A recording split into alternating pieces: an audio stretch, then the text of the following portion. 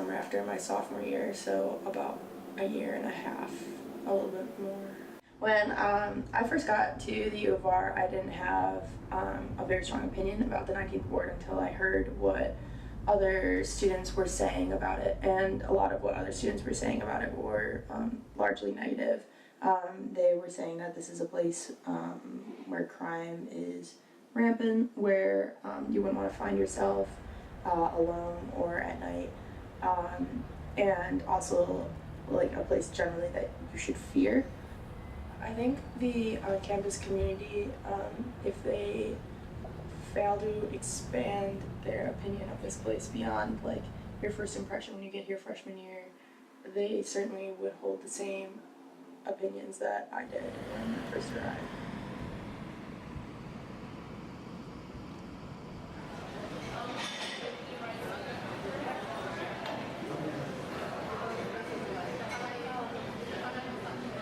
A lot of my friends don't feel safe like outside of campus, and that they wouldn't consider living in the like near neighborhoods because of the robberies. And when public safety notifies us of the neighborhood 19 wharf, like the unsafety that is going on there, the robberies and the assaults, we don't feel comfortable there. We feel like we may get assaulted. 19th Ward. Yes. Yes. What do you hear about it? Robberies, violence, negativity. Yes. I just heard it's the ghetto. Like, I get that we're in a whole nother state and everybody's away from home. But I feel like sometimes people come to college and they kind of just, sometimes they'll like lose their morals or forget where they're from, and they just think that they're in this bubble and that they just can do whatever. There's definitely a separation. The bridge separates us from them. I feel like the University of Rochester is just like a suburb in itself, because it's like you got like poverty and all of this stuff across the street, but you have kids that are paying like $70,000 a year to come to this university that's across the river. Yeah, I know quite a few people who live over there, and they've never had any problems, but I do know that there are issues that happen every once in a while. The problem is that when you're like walking back along and it's like late at night, you probably will think about all the emails about the robbery and the stuff going on. It kind of makes me feel like unsafe and scared. So I always like look for blue lights or something. But like nothing like bad happened to me personally yet. So I used to work in the 19th ward, so I'd be back and forth every night by myself. It just kind of got used to it, but also you never really get used to it because there's that feeling of fear and vulnerability. But I feel like that's a general like tied to walking alone at night as opposed to the neighborhood in particular. Well, I know a lot of people have had bad experiences with getting robbed. Someone personally tried stopping my car at night. Okay. I drove through them, but I know other people may not be lucky enough to have it go okay. Yeah, so I know a lot of people have bad things happen to them. Yes, That's I for feel sure. entirely safe on campus. As soon as I get over the bridge, I just like kind of breathe a sigh of relief, actually. Even when I'm in my car, it's nice to get over the bridge. But here I feel safe because of campus security. Obviously, vast majority of people who live in the ward are like perfectly nice, normal, law-abiding, great people. I'm being recorded, so I should be careful. But honestly, I do believe that it is a place where bad things happen. So I don't think it's going to happen to everyone. I don't think it happens all the time. And I don't think and I honestly believe that vast majority of people who live there are wonderful people. I don't think it's like you're going to walk in and die. It's not a war zone. But it is somewhere that you do have to be careful, and you do have to be aware of your surroundings, and you should go with a group of people.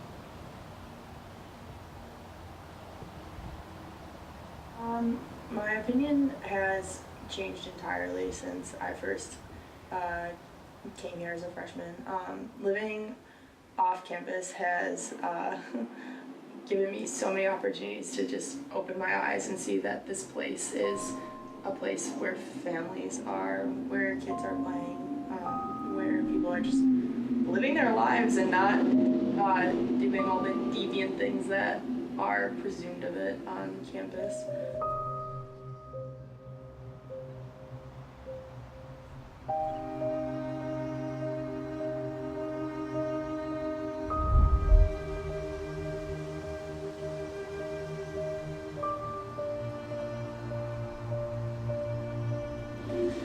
I'm a neighborhood ambassador, and my two bosses, John and Robin, they both live in the 19th ward, and John is your like quintessential armchair historian about Rochester history.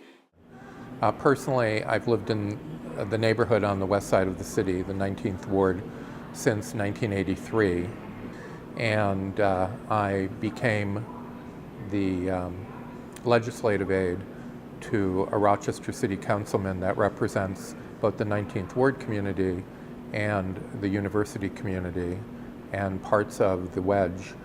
His name is Adam McFadden.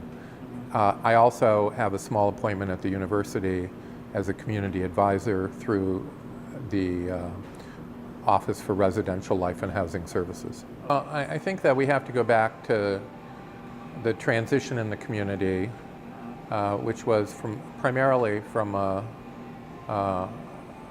white Southern European community, primarily with a large Italian population, to a black community which was in the early 60s.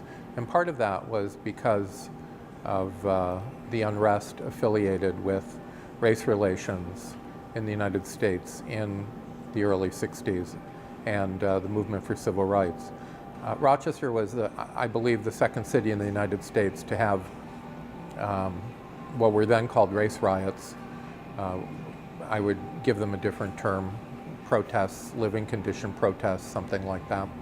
There recently has been, for the first time in a while, there's been an increase in concern over crime on the west side because there were 3 robberies of students in a row. And it's interesting how cyclical this is, that over the last 25 years, in terms of a trend line, our crime rate in the city in general, and especially in the Southwest, and that's the part of the city that we're in, has gone down almost year over year. And this year, it's really at the lowest ebb that it has been in the last 25 years. And I should say that there are 2 neighborhoods that should be differentiated since I'm talking primarily to a student audience. One is from Genesee toward the river, and that's the Plymouth Exchange or Plex neighborhood. And one is the 19th ward, and that's west of Genesee Street toward the airport. There is a federal act called the Clery Act that went into effect several years ago. Before that act, colleges were not, and universities were not required to report certain crimes unless they rose to a certain criminal level. When the Clery Act came, it now requires every year more aggressive crime reporting. I don't really try to convince anyone that the neighborhood is safe, because that's a fool's breakfast.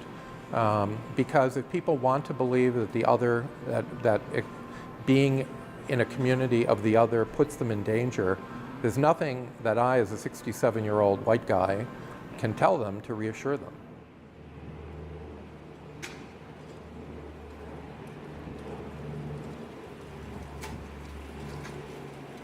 Yeah, the Neighborhood Ambassador Program is the off-campus living office, of the University of Rochester, their effort to connect the 2 communities. Basically, a lot of the effort is we want to be courteous to our neighbors, and obviously the university has a big impact on who ends up living in these houses.